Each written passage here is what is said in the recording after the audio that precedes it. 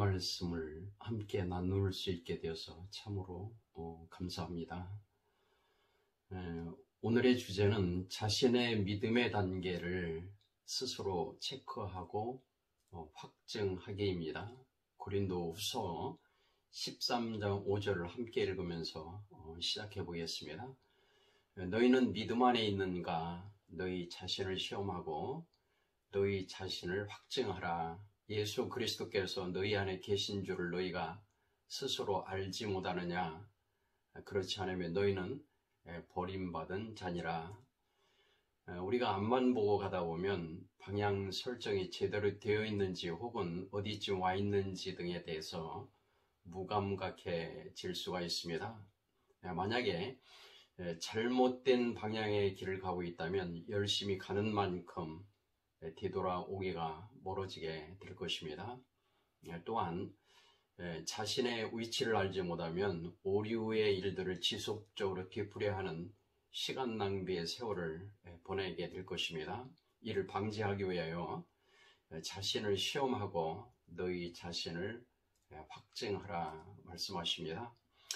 주님께서는 보이지 않는 시간도 여러 단계로 나누어 매듭 지으며 새로운 출발을 할 수 있도록 해주신 것을 우리는 잘 알고 있습니다. 즉 하루하루를 정돈하고 한 주일을 매듭 지어보고 또 한 달을 묶어도 보고 분기별 혹은 1년 단위로 삶의 모습을 체크해 볼 수 있도록 해주시는 것입니다. 게다가 한 해 한 해가 모여서 희년으로 큰 단위를 주시고 삶이 흐트러지지 않게 시간을 못치게 마련해 주시는 겁니다. 우리가 신앙생활을 하면서 한 단계씩 끌어올리는 것에는 해산하는 수고가 요구되고 있습니다. 바울을 통한 고백을 들어보겠습니다. 갈라디아서 4장 19절에 나의 자녀들아 너희 속에 그리스도의 형상이 이루기까지 다시 너희를 위하여 해산하는 수고를 하노니 그만큼 힘들고 어려울 수가 있는 겁니다. 애굽을 탈출하는 과정을 보십시오. 10차례의 엄청난 기적이 있었음에도 하나님의 백성을 놓아주지 않는 사탄의 방해를 성경을 통해서 우리는 경험하게 됩니다. 몸은 출애굽했지만 마음이 아직도 세상에 잡혀 있어서 광야를 벗어나지 못하던 이스라엘 백성들의 모습은 우리와 전혀 상관이 없는 게 아닙니다. 자칫하면 초등학교만 3, 40년 다니는 학생처럼 되어서 그렇게 인생을 마무리할까 두렵기도 합니다. 우리가 초등 시절에 믿음 안에 갇혀 있으면 더하기, 빼기, 곱하기, 나누기에는 능숙능란하여서 다 되어 잘하는 것처럼 생각하게 되지만 인수분해나 미분, 적분, 방정식 등에 대해서는 들어보지도 못하고 세월을 지낼 수도 있어서 자칫하면 끔찍하기만 합니다. 자신에 대해서 스스로 후한 점수를 주다 보면 얼마든지 그런 현상들은 재현될 수가 있습니다. 고린도 교회를 잠시 방문해 보겠습니다. 고린도전서 3장 1절입니다. 형제들아 내가 신령한 자들을 대함과 같이 너희에게 말할 수 없어서 육신에 속한 자 곧 그리스도 안에서 어린아이들을 대함과 같이 하노라. 이때에는 먹는 양식이 다르고 행하는 생각이나 행동이 다릅니다. 3장 2절에 내가 너희를 젖으로 먹이고 밥으로 아니하였노니 이는 너희가 감당하지 못하였음이거니와 지금도 못하리라. 이유가 있습니다. 아직도 육신에 속하여 있기 때문입니다. 이는 세상적인 신앙생활, 즉 세상에 속한 믿음이란 말과 동일합니다. 3절에 이어가기를 너희는 아직도 육신에 속한 자로다. 너희 가운데 시기와 분쟁이 있으니 어찌 육신에 속하여 사람을 따라 행함이 아니리요. 오늘은 내가 어느 양식을 좋아하는가에 대해서 한 부분만 진단해 보도록 하겠습니다. 제가 시골에 머물며 오갈대에 있었던 일을 잠시 나누어 보겠습니다. 강아지 보더콜리를 재미있게 키우던 때에 이야기인데, 강아지에 조금만 관심을 가진 분들은 이 보더콜리가 어떤 견종인가는 아시리라 생각을 합니다.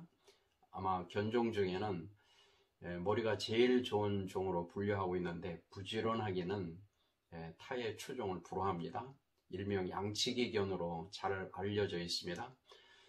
젖을 뗄 무렵에 분양을 해왔는데, 공통적으로 하는 첫 번째 일이 누구나처럼 배변 습관을 들이는 거였습니다. 아마 30분 정도 길을 들이고 알려주니까 금방 알아차리고 따라하는 명석함을 보여줘서 깜짝 놀랐습니다. 이 녀석이 확실히 머리는 있구나 하고 생각하게 하는 겁니다. 어릴 적 모습은 언제나처럼 귀엽고 사랑스럽습니다. 그런데 밖에서 뛰어놀게 할 때 이상한 행동을 하는 것을 뒤풀이하여 체크되게 하는 겁니다. 그게 뭔가 하면 땅을 부지런히 파고 무엇인가를 찾아서 맛있게 먹는 일을 하는 모습이 곧잘 발견되곤 했습니다. 그래서 궁금해서 가까이 다가서면 무언가를 물고는 달아나고 멀리에서 맛있게 먹곤 합니다. 그래서 하루는 지켜보다가 도망가기 전에 얼른 붙잡아서 맛있다고 먹고 있는 것이 무엇인가를 체크해 봤습니다. 그런데 놀라운 것은 입에 물고 있는 게 다른 짐승의 배설물인 똥이었습니다. 그럼에도 콜리는 그것이 맛있다 하고 먹고 빼앗으려고 하면 불쾌하게 생각하고 멍멍거리면서 대들기까지 합니다. 왜 내가 먹는 게 어때서요? 주인님은 이런 거 주시지도 않잖아요 하면서 따지는 식인 겁니다. 알고 보니까 그 들고양이들이 가끔씩 오는데 그 녀석들이 배설을 하고 묻어놓은 것을 파먹는 겁니다. 콜리의 양식은 준비된 사료가 늘 있었는데 그것을 제쳐놓고 다른 짐승의 배설물을 더 맛있고 즐겁게 먹기를 주저하지 않는 겁니다. 그런데 그러고 나면 그 뒤가 문제였습니다. 콜리의 배설물을 보면 더럽고 지저분하기가 한량이 없는 겁니다. 기생충이 함께 나올 때도 있고 도무지 밖에서조차도 치우기가 역겨울 정도였습니다. 사료를 먹을 때는 그렇지가 않거든요.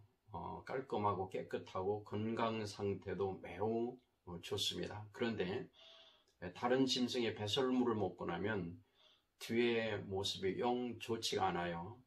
콜리가 좀 성장했을 때 그때는 좀 달라졌습니다. 어렸을 때에는 그 희한한 먹잇감을 찾아서 먹던 콜리에게 예전에 잘 먹던 고양이 배설물을 갖다가 입에 대어줘도 고개를 흔들며 먹지를 않는 겁니다. 그러면 이제 우리 상태를 위하여 다시 한번 돌아보겠습니다. 우리에게는 주어진 양식이 있습니다. 아시는 것처럼 바로 성경에 기록된 말씀들입니다. 이것이 바로 우리의 영혼의 양식입니다. 그런데 주변에는 세상에서 재미있는 글들이 많이 있습니다. 흔히 감동의 글들이라거나 이방의 성인들의 말이라거나 하는 글들이 참으로 널려 있는 겁니다. 그것들을 찾아 듣고 감동을 받기도 하고 마음의 양식으로 삼아가기도 합니다. 때에 따라서는 듣기도 좋고 소화하기도 쉬워 보입니다. 말씀 설교 시간에도 말씀의 본문보다는 예화가 더욱 재미있습니다. 실제 생활을 보면 그런 것들로 마음의 양식을 삼으며 즐겁게 지내기를 주저하지 않는 시절이 있습니다. 그게 어떠냐고 따지고 대들 수도 있습니다. 콜리처럼 물고 달아나면서 몰래 취하면서 다른 양식에 심취되어 갈 수도 있습니다. 사실상 이는 하나님의 사람으로 성장해 가는데 아무 도움이 되지 않는 것들임에도 그것들이 맛있고 좋게 보이는 때가 있습니다. 콜리의 어린 시절처럼 믿음의 단계가 어리기 때문입니다. 이때를 잘 진단하셔야 합니다. 아직은 육신에 속하여 있기에 육신적인 것들이 좋게 느껴지기 때문입니다. 세상적인 것들이 좋아서 그런 프로그램에 매혹되어 있습니다. 구하는 기도의 제목들이 육신적이고 세상적인 것들의 성취에 목적을 두고 있습니다. 이유가 있습니다. 아직 어린 신앙 안에 있기 때문에 일어나는 일들입니다. 이를 이 시간은 체크해 보는 시간입니다. 그런데 신앙생활한 연수는 수십 년이 되었고 교회에서는 우위의 직분을 받아갖고 있습니다. 그런 시절이 장기간 이어진다는 건 분명 문제가 있는 겁니다. 자신이 어느 양식을 좋아하고 있는가를 스스로 점검해 보시는 시간이 되기를 원합니다. 콜리가 양식이 아닌 것을 거절하던 시절로 성장해 간 것처럼 우리도 어린아이의 일들을 확실하게 버려진 성장에 있으시기를 바랍니다. 그래야 새로운 양식 안에서 대화가 오갈 수 있기에 이는 필수 사항이기도 합니다. 고린도전서 13장 11절을 같이 보겠습니다. 내가 어렸을 때에는 말하는 것이 어린아이와 같고 깨닫는 것이 어린아이와 같고 생각하는 것이 어린아이와 같다가 장성한 사람이 되어서는 어린아이의 일을 버렸노라. 아멘. 함께 하여 주셔서 고맙습니다.